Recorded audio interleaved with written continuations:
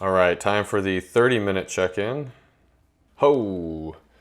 1:59. Hey guys, Chris Irvin, the ketologist here, education manager at Perfect Keto, and in this video, we're gonna be comparing our blood sugar responses to two different snacks. We're gonna be comparing to the old-fashioned Kellogg's Rice Krispie Treat and the brand new Perfect Keto Mallow Munch Bars. So before we get into the blood sugar tests, I always like to go through and just compare ingredients for these products. Obviously, it's really important that we are choosing things that don't spike our blood sugar, but it's also important that we're choosing foods that have really good ingredient quality. So we're gonna go through each one and break that down. So let's start first and foremost with the old-fashioned Rice Krispie Treat, something that you've probably been eating for a long time. You may remember having these a lot as a child. And yeah, so let's go ahead and just take a look and see what's in these. First, we'll start off with the macros. So one of these little guys, which I will say, they look a little smaller than they did when I was a kid. But let's see, we have 90 calories per bar, 2 grams of fat, 17 grams of carbs, with 8 of those coming from sugar, and then we have under a gram of protein. So mostly sugar. It's mostly what we have in here. If we look at the ingredients from top to bottom, now remember, ingredients that are listed first are going to be what the product contains the most of, and then it kind of in descending order for how much of it is in the actual product. So for the Kellogg's Rice Krispie Treat, we have toasted rice cereal, which consists of rice, sugar, salt, malt flavor, reduced iron, vitamin B2, and folic acid. Then we have corn syrup, which I like that they highlight it just to let you know it's in there. Don't forget about the corn syrup. Fructose, vegetable oil, which is a combination of soybean and palm oil with TBHQ for freshness. So TBHQ is a compound that's typically added in vegetable oils to improve their shelf life and prevent them from going rancid.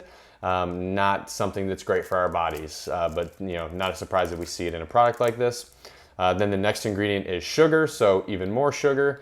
Then we have corn syrup solids, and then it contains less than 2% of vegetable glycerin, dextrose, gelatin, natural and artificial flavors, salt, acetylated monoglycerides, soy lecithin, and BHT for freshness. So really long ingredient list here. And for some of these things, you might not recognize a lot of the ingredients in here because they're not really whole food ingredients.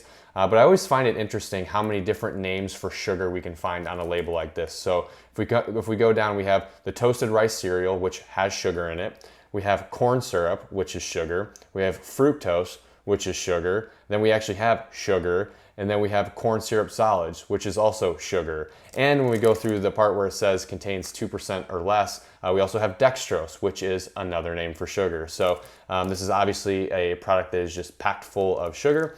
And then, obviously on a ketogenic diet, we know that we are not trying to have a ton of sugar in our diets, but one thing that we often forget to exclude from our diet, and this is something that should be excluded from any diet, regardless of if you're keto or not, is vegetable oils. So you hear us talk about vegetable oils a lot at Perfect Keto. These pro-inflammatory fats are found in a lot of packaged foods like this, and in this one we see a combination of soybean and palm oil. Now I will say palm oil is really not that bad. Palm oil is very similar to coconut oil or MCT oil. It just comes from a different plant.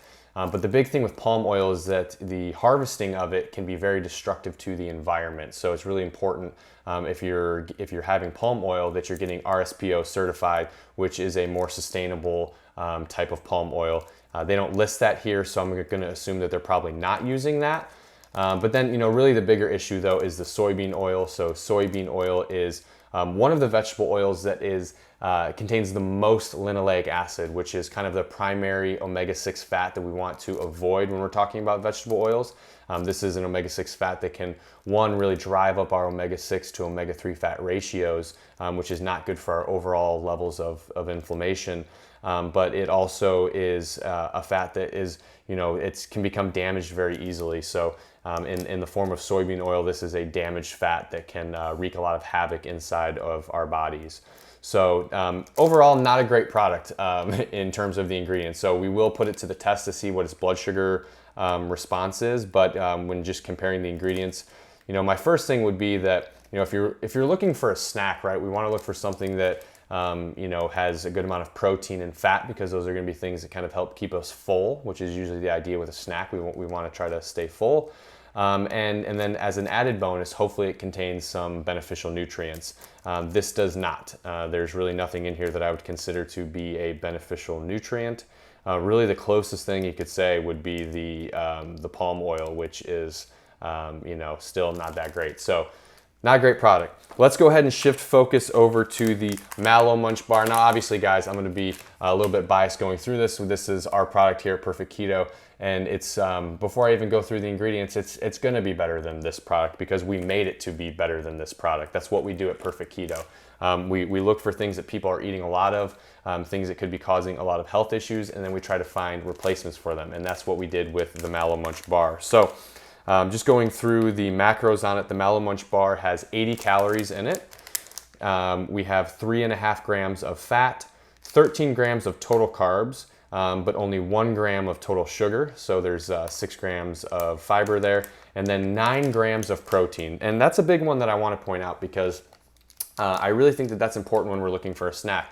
A lot of us are not getting enough protein in our diets, even on a ketogenic diet. And you know, a lot of snacks are very carb heavy and sugar heavy. Not very many of them are loaded with protein. So this does have a lot of protein in it, which is great. Now, when I was going through the macros and talking about carbs, you may have noticed that the carbs don't quite line up when we're talking about total carbs and net carbs and all of that. And that's because of allulose, which is one of the ingredients that we use in here. So allulose is a sweetener that behaves very similarly to sugar. It's molecularly, its structure is very similar to sugar. So, but it doesn't cause a spike in blood sugar, which we'll put it to the test to show you for sure. But the reason why we use allulose is because when you cook with it, it actually behaves more similarly to sugar. So you're able to get some of those textures that you would get in a product like this that contains sugar without the actual sugar, right? So that's why we use it. So there's 2 grams of net carbs in this product because there's 13 grams of total carbs minus the 6 grams of fiber minus the 5 grams of allulose, which leaves you with the 2 grams of net carbs. So, but as always, you know, macros are not the most important thing. There's a lot of keto-friendly products out there that have keto-friendly macros, but their ingredients just typically don't stand up. So let's take a look at the ingredients on the Perfect Keto product. So the first ingredient is dairy protein crisp, which is made out of a milk protein isolate. Then we have soluble tapioca fiber, almond butter, allulose, natural flavors, sea salt, monk fruit extract, stevia extract, mixed tocopherols, and that's it. So obviously a much smaller ingredient list, which, you know, I always think is the gold standard. So obviously, you know, the best thing we can do is eat as many whole foods as we can. We want to have you know, kind of limit our consumption of packaged foods. But if we're going to be consuming packaged foods, we want to choose the ones that have cleaner labels and that have shorter labels that have ingredients that you recognize. So really everything in here is probably pretty recognizable to you guys. You know, we're using the dairy protein crisps, which are that's our way of getting protein in here, and that's how we're coming up with the Rice Krispies, so quote unquote Rice Krispies that are in here. Those are made out of dairy protein, which I think is a great alternative. I would much rather have that than rice, obviously.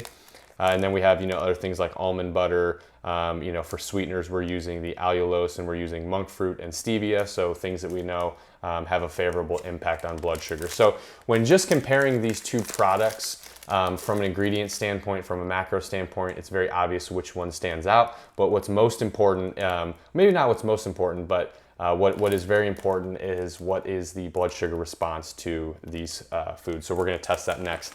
And how we're going to be testing this is we're going to test it using a continuous blood glucose monitor. So I have a Levels continuous blood glucose monitor in my arm here. And the way that this works is that I can scan on my phone and I can get my blood sugar in real time. So what I'll do is I'll take a baseline measure for each one of these, and then I will consume the food, and then I will test every 15 minutes after to see what the blood sugar response is, and then I'll show you guys so you know that I'm telling you the truth on these, of course. So that's how we're going to be doing this test. We're going to do about an hour each for each of the foods. Unless any of the foods are showing still increases in blood sugar at that hour mark, then we may extend the experiment a little bit longer. So let's go ahead and hop right in. So going to get a little baseline blood sugar measurement first. We're starting at 86. So go ahead and bust into this guy. As you can see, this really looks just like a Rice Krispie. Texture is very similar to an original Rice Krispie. The coloring is the same. Even has a very similar kind of like gooiness to it that you would see with a standard Rice Krispie. And the taste is spot on too. If you would have given this to me when I was a kid, I definitely wouldn't have been able to tell the difference between this and a Rice Krispie treat. All right, so I'm gonna go ahead and set my timer for 15 minutes, and then we're gonna check back in 15. All right, so we are at the first time point, 15 minutes after eating the Perfect Keto Mallow Munch Bar. So we'll do a little check-in. And we are still at 86. So at the 15-minute mark, we're still at 86. So we're gonna go ahead and set the timer for another 15 minutes and we'll check back in. All right, we are at the 30-minute mark for the Mallow Munch Bars. So we'll do a little blood sugar check-in. We're at 93. So at the 30-minute mark, we're at 93. All right, so we're at the 45-minute time point for the Perfect Keto Mallow Munch Bars. So let's see what blood sugar is at. We are at 89, so right back down to 89. So we're gonna put another 15 minutes on the clock just to see if anything changes. All right, we are at the hour checkpoint now for the blood sugar response to Mallow Munch Bars. So go ahead and check in here. And we're back down to 86. So within an hour, we went right back down to where our starting point is. So we'll go ahead and cut the test here. All right, so now we're gonna do the Kellogg's Rice Krispie treat, the regular old Rice Krispie treat.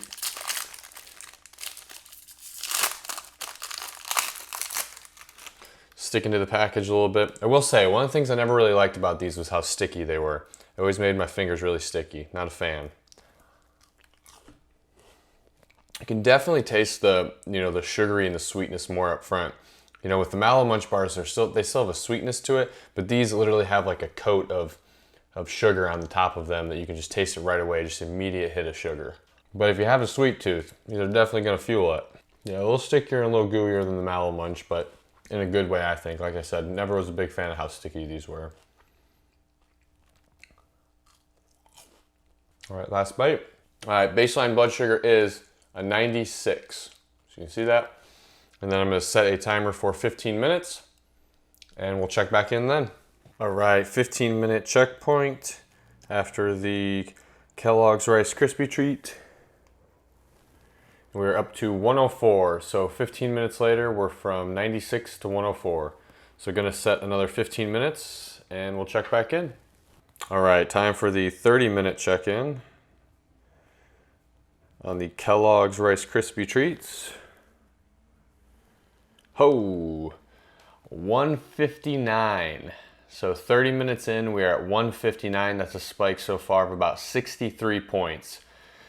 Yikes. So I'm gonna go ahead and set another 15 minutes and we'll see if it's peaked or if it's still gonna go up from there. So 15 more minutes on the clock. All right, so we are at the 45-minute checkpoint for the Kellogg's Rice Krispie treats. Let's see where we're at. 141, so starting to come down a little bit. Looks like that 156 was the peak. So 45 minutes later, we're at 141.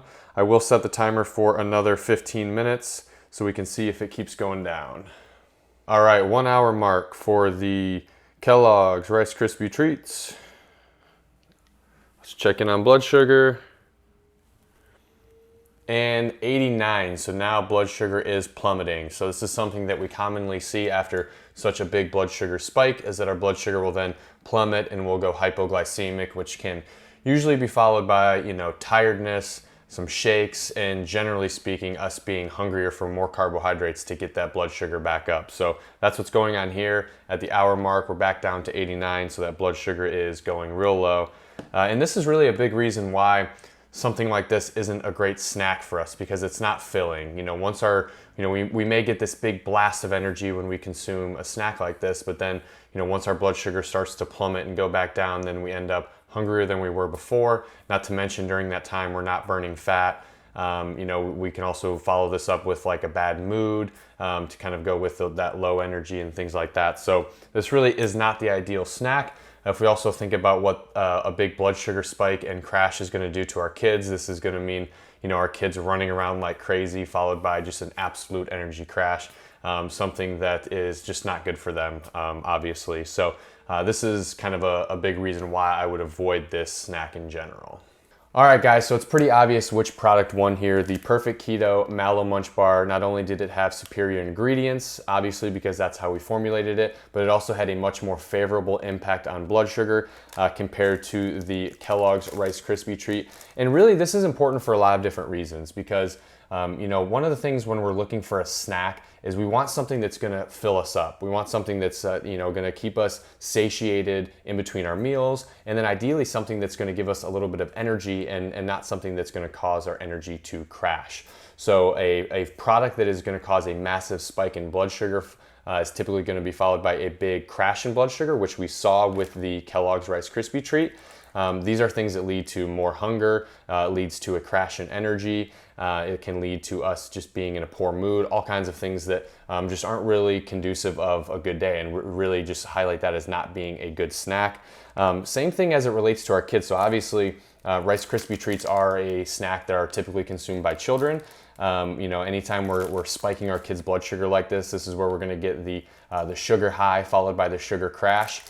Which, you know, being somebody who is new to fatherhood, not something that is ideal for the parents either. So, you know, that's another reason why we really want to avoid snacks like this. So if you're looking for a snack to kind of get you the sweet tooth, to kind of get you that nice crunch that you may enjoy from a Rice Krispie treat, then the Perfect Keto Mallow Munch Bar is going to be a much better option.